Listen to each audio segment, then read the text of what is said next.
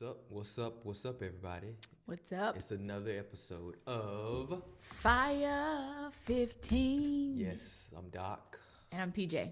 The beautiful, glorious, illustrious, super fine as wine. Anyway, PJ. So, thank you for joining us again for another week. And Yes. if you have not hit that follow button or hit that subscribe button, this is your chance to do so now. Don't take that unfollowing and unsubscribing stuff from 2024 into 2025. Right. And if it blesses you at all, encourages you, challenges you, maybe makes you laugh, definitely share with someone else. One person at least. Yeah. At least. So, we got on the docket today something fun for you. Yes. And I believe it's going to be insightful. I believe it's going to help somebody out, whether you're in a dating relationship, married relationship, or any relationship. Mm-hmm. And that is, how do you value the uniqueness Yes. of somebody else? The differences. Do opposites attract? We hear this whole like opposites attract. Da, da, da, da. So like, is that a thing? Yeah. And how do you value the differences of how intricate God has made us as individuals? Let me ask you a question, woman of God. Okay, man of God. How do you value the uniqueness of me? No pressure, right? Right No out the gate. pressure. Not wasting any time. We only got 15 minutes. Yeah, facts. So, you know what? In thinking about this topic, I'm going to be honest. Oh, gosh. I think at first, Mm-hmm. like when we were first married, I don't know that I did value it. I think that I was more like annoyed and frustrated. Do Are we tell. going to be real? Do tell. About the things that made sense in my mind, Mm-hmm. but because of how you were wired, they didn't make sense. Or how I was raised to do things a certain way, and in my mind, that's the right way.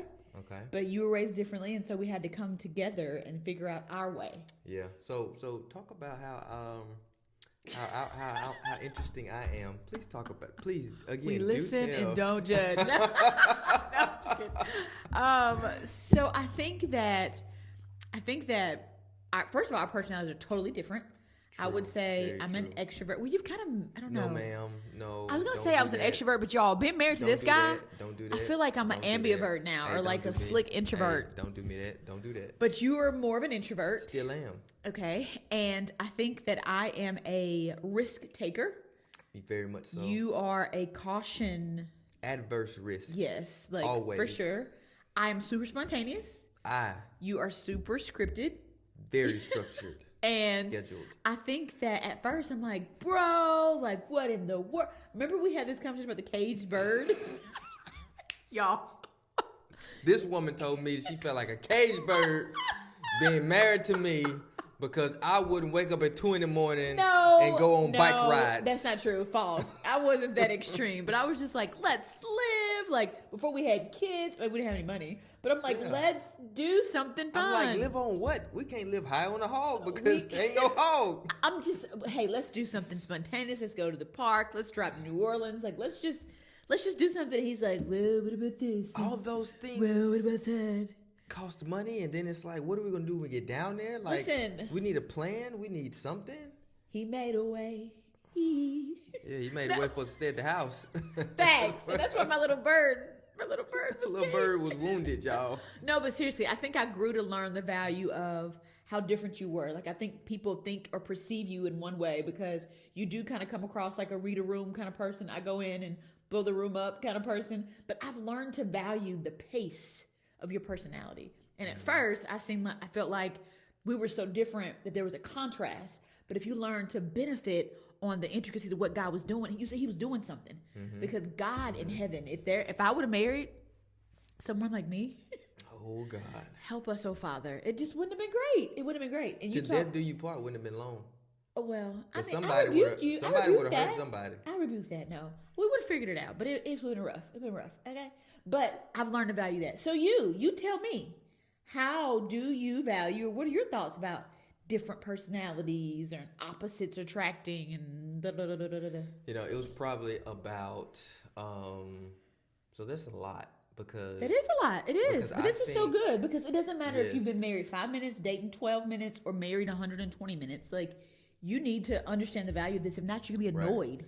Yeah, It's even a trap of the enemy to keep you just frustrated with each other. Yeah, you know, I think for me, marriage, and it's something I had to learn.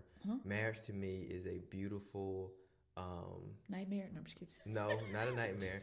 A beautiful sanctification process. It is. Now you can say that again for the people in the back. But I think marriage is. I think your personality brought some things out of me that would have never been touched. It's good. Same. And so I think that, you mentioned your risk-taking ability, your propensity to take risk.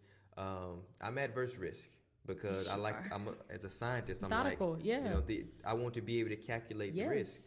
And I think, which there's wisdom in that. Like, yes, there's wisdom there too. That is true. Yeah. But I think that being married to you has helped me bring that out. Yeah. And I think that's what marriage does. I think that's what a good marriage does, a healthy marriage does. That's right. Is to bring out those things, those uniqueness. And I didn't learn this until much later in marriage, is that God created you a certain way. I don't want to be the person to put a lid on that. I've heard you tell husbands that about wives before. When you're counseling husbands, I've heard you mention that. Yeah, I don't want to put a lid on. God created you in a certain way. He had a purpose and plan for you. Yeah. To be an individual and to be, married. And so I don't want to be the person to stifle that up. So it's like, who am I to put a cap on God's creation and put you in a box? And so I don't want to do that. So I started to have to lean in and to kind of learn. Was it hard? Yes, it was hard. It was very difficult. Easy peasy lemon squeezy. No, because what it does is it's like a new learning process. Yeah. And sometimes learning is expensive, and learning can be costly. So, but it was good. But I had to have a new perspective on it. But you had to be willing to have a new perspective, because you hear people talk about being stuck in their ways, right? And I remember us when we, like, the first couple of years of marriage, we were like, how are we clashing so often? And I don't know if we heard it in counseling or God gave you the revelation. Anyway, it was like when we got married, we were 25, right? We were 25. You were 25. You were 24? I was 24. Anyways, so we talked about how we had done our lives for 20 plus years in one way, right? And that worked for us. We were fine. We were successful, content.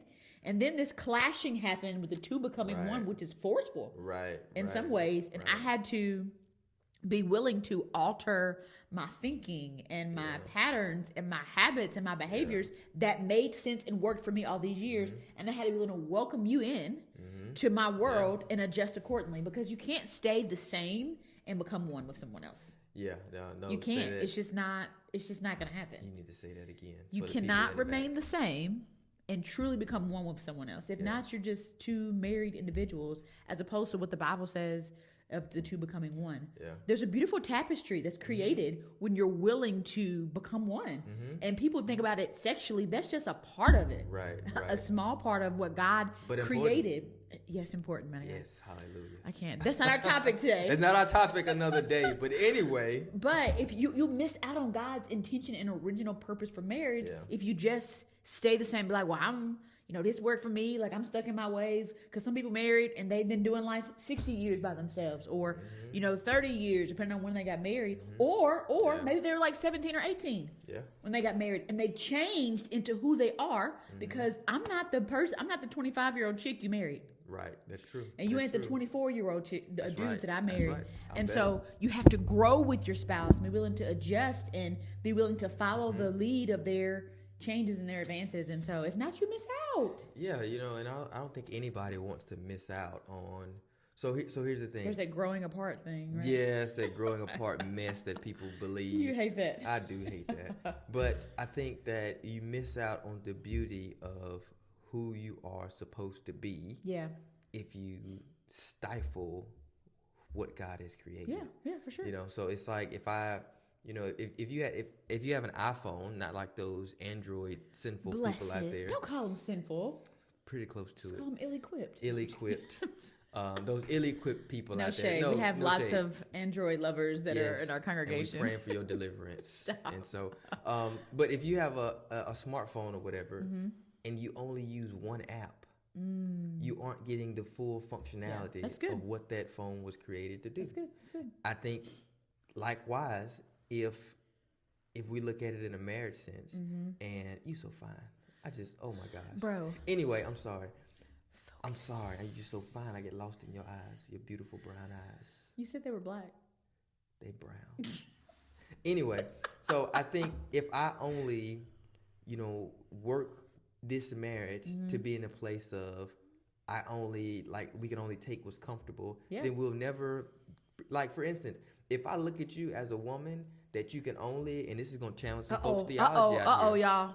If I look at you as a woman and not as a co-pastor, that's good, dog. not as a prophet, not as a preacher, that's good. I would relegate you to just being a Sunday school teacher and a wife, somebody that I can do life with and lay down with, but somebody that I can't co-labor with. Yes, that's good.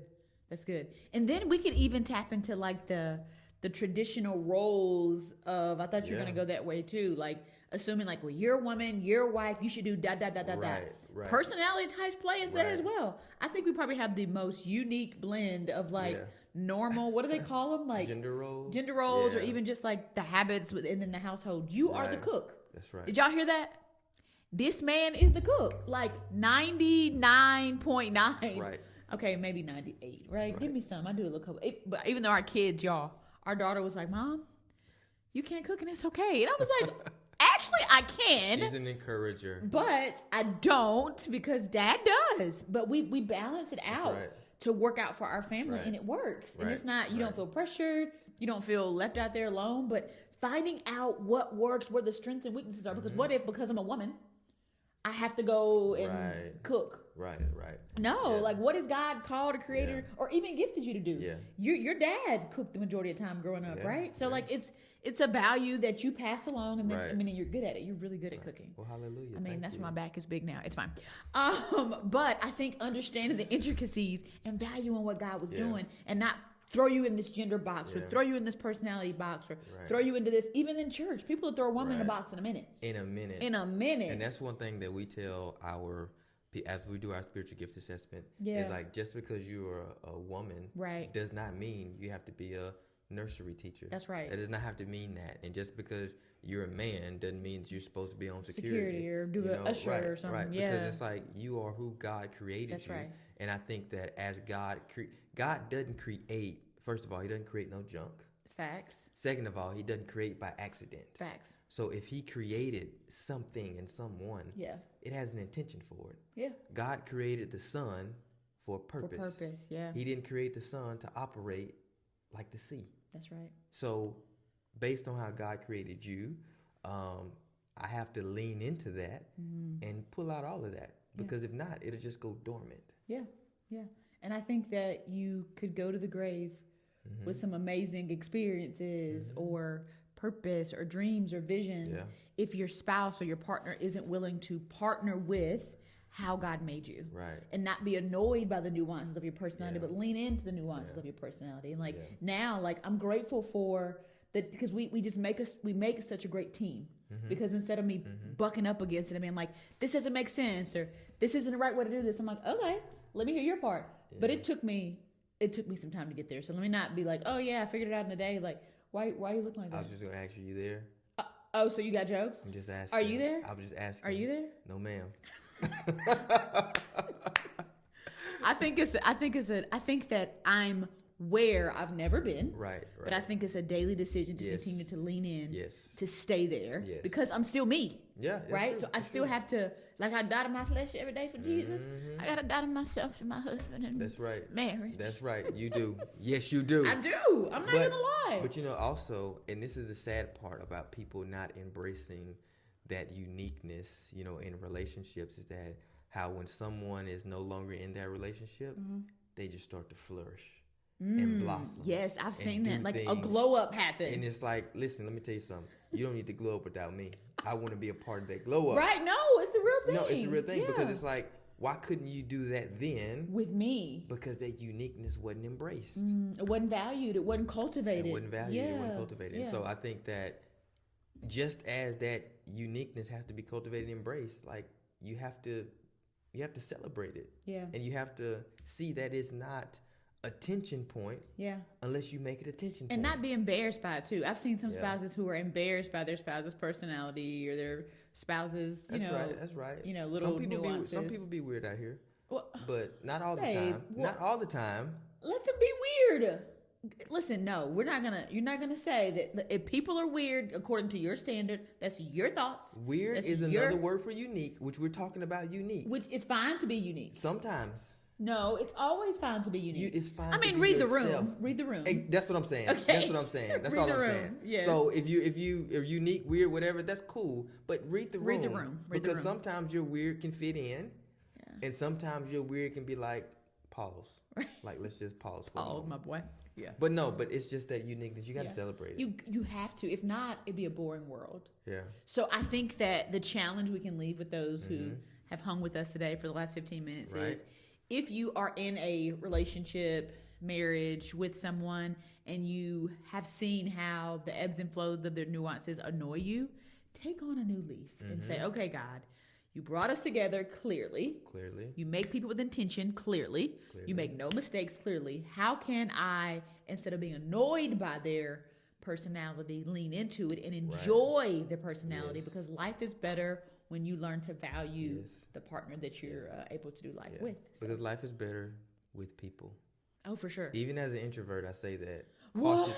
Y'all write this down. Cautiously. Write it down. Cautiously. Write it down. Cautiously. What? Don't you come to my house unannounced. Don't do that. Our address is, that's what our daughter All will right, do. listen. Yeah, Our daughter, she'll put she it out goes there. around like, tell everybody our address. We're like, Don't do that. But anyway, we hope that you have enjoyed this. Hope that it's been a blessing to you. If you found it useful in any way, shape, form, or fashion, share it with somebody. Yes. And if you have not given church a try, give it a try. that's good. Give it a try. Can't nobody do you like Jesus. Can't nobody do you like Jesus. No, we're not gonna do that. Can't nobody do. You don't That's know. You right. don't know about that. I don't know about You're that. too young. Yeah, Remember, I'm too young. I robbed the cradle, y'all. That's right. That's I'm just right. kidding. That's Like right. what? 5 months. 6 months. Oh, Because 6 months. John the Baptist was born 6 months before Jesus. I'm not saying I'm Jesus, What are you saying? but Y'all pray for this man. Pray for this guy. This man. hey, be blessed. Yes. We love you. And until next time, it's 5:15. 5:15. You just as fine as you were at the beginning of the show. Peace. Woo! Peace.